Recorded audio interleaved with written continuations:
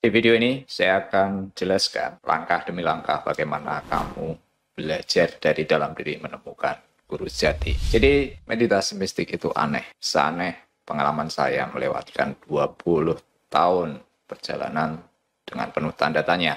Tapi seperti apa yang saya alami, kamu tidak akan bisa tahu hanya dengan kamu melihat video ini, tapi dengan mengaplikasikan, dengan mencoba sendiri, kamu akan bisa menemukan bahwa ada satu hal yang sulit dijelaskan, tapi bisa kita pergunakan atau manfaatkan. Jadi, bagaimana kamu belajar meditasi mistik? Kamu belajar dari dalam dirimu, oke?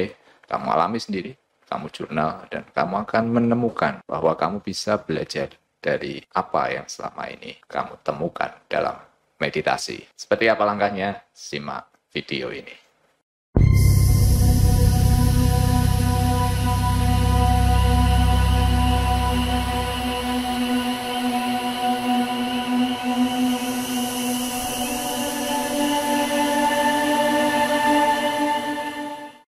Oke, jadi ada rangkaian video yang mungkin terkait dengan apa yang akan saya sampaikan sekarang. Jadi, pada intinya, materi terkait dengan proses channeling, oke, itu adalah kaitan dengan bagaimana kalian menemukan guru sejati. Jadi, saya akan sediakan mungkin linknya di pojok atas.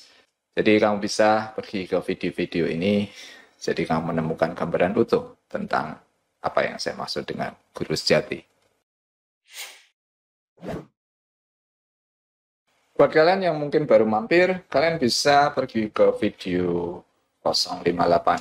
Itu adalah gambaran sederhana bagaimana mengaplikasikan dan melatih meditasi mistik ini. Jadi saya hanya membagikan fase, bukan detail cara, karena detail cara itu akan kalian temukan dalam proses perjalanan. Meditasi mistik bukan tentang teknik, cara, dan sebagainya, tapi tentang mengalami, mengaplikasikan, dan belajar dari sana. Oke, sebelum kita lebih jauh, saya akan jelaskan langkah awal, yakni pemahaman tentang guru sejati.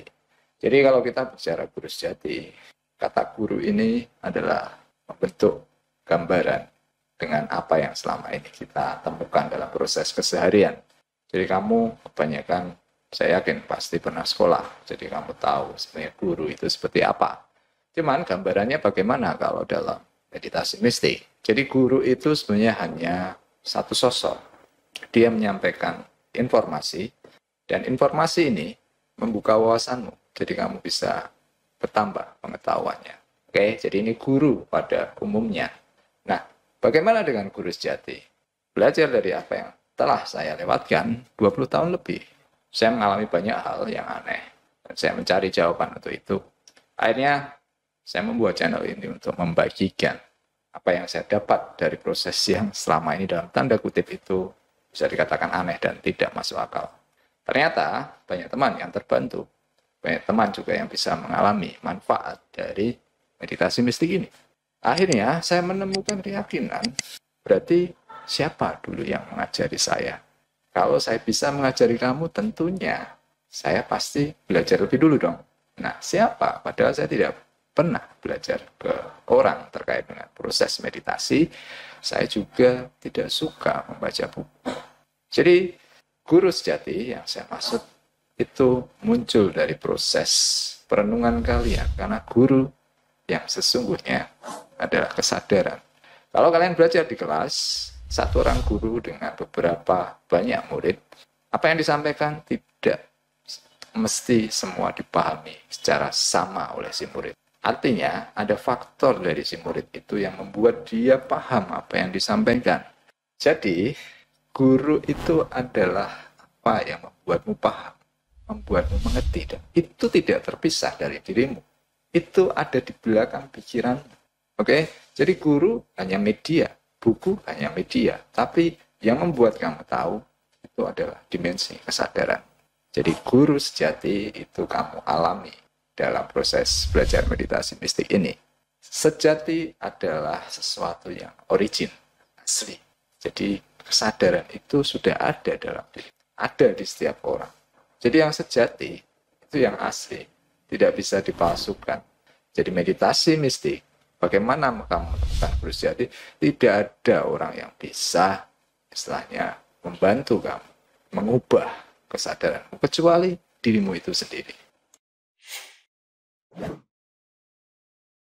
Oke, jadi tadi saya sudah jelaskan, kalian punya sedikit gambaran tentang guru sejati. Nah, sekarang, bagaimana langkahnya? Jadi, langkahnya itu hanya bagaimana kalian sering mengamati pikiran, dan ini yang disebut dengan meditasi. Saya bagikan fase meditasi mistik, ada 3 fase di sana, dan 2 di luar meditasi. Kamu hanya berproses di sini, dan tidak ada rumus yang sifatnya baku. Semua harus kamu kembangkan mengikuti apa yang muncul dari kesadaran. Oke, jadi langkah pertama kamu aplikasikan saja 3 fase meditasi mistik. Kemudian langkah yang berikutnya adalah kamu punya satu keinginan yang kuat untuk penasaran pada kekuatan dirimu. Jadi kamu harus memanfaatkan. Kalau kamu memanfaatkan, kamu punya intensi. Loh mas, tapi katanya meditasi harus tidak punya niat. Dalam 3 fase itu semuanya lengkap. Ada yang pertama kamu meniatkan, yang kedua kamu tidak perlu melakukan apa-apa. Ini di fase titik nol. Dan yang ketiga, kamu melatih intuisi. Hasil interaksi ketika kamu melakukan sesuatu, meniatkan sesuatu, dan kamu tidak meniatkan, bahkan tidak melakukan apapun, dan apa yang terjadi setelahnya. Jadi itu 3 fase meditasi mistik. Oke? Kemudian langkah yang ketiga, itu adalah kamu membuat jurnal. Karena jurnal ini adalah membaca pola program dari proses pengamatanmu. Pikiranmu itu hanya program. Kalau kamu tahu, mengamati selalu, kamu tahu bagaimana mekanisme program ini bekerja. Jadi kamu bisa terlibat di sana, kamu bisa ikut memprogram. Jadi pikiran terkait dengan kesadaran itu hanya 2 hal. Kamu di bawah program atau kamu di atas program. Meditasi, kamu menempatkan diri untuk mengamati supaya kamu bisa mengambil alih program ini. Dan program ini kamu manfaatkan.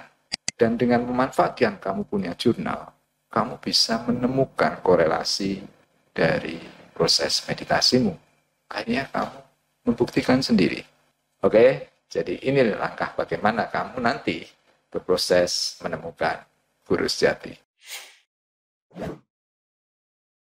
Oke, kemudian yang selanjutnya, kapan kamu tahu kalau kamu sudah menemukan guru sejati? Jadi proses ini adalah panjang. Tapi intinya, ini semua terkait dengan bagaimana kamu melatih intuisi dan bagaimana kamu membuat catatan atau jurnal. Jadi, setiap kali kamu melakukan pengamatan, apa yang terjadi di sana, kamu coba objektif, oke? Jadi, intuisimu menangkap apapun, tidak usah difilter dengan logika. Karena setiap orang pasti bertanya ke saya, Mas, ini beneran nggak ya? Benar atau tidaknya itu nanti, karena kamu memang harus memvalidasi. Jadi dari catatanmu, oke, kamu dapat petunjuk lewat intuisi, kemudian apa yang kamu temukan di alam nyata. Kalau itu cocok, artinya seperti itulah kamu mendapat informasi lewat intuisi. Artinya kamu berarti sudah mendapat bimbingan. Artinya kamu dalam proses belajar pada guru sejati. Kalau salah, kamu juga punya catatan. Kenapa waktu itu saya salah? Bagaimana kondisi emosi saya? Oke, jadi buat kalian yang mungkin masih baru, saya akan berikan di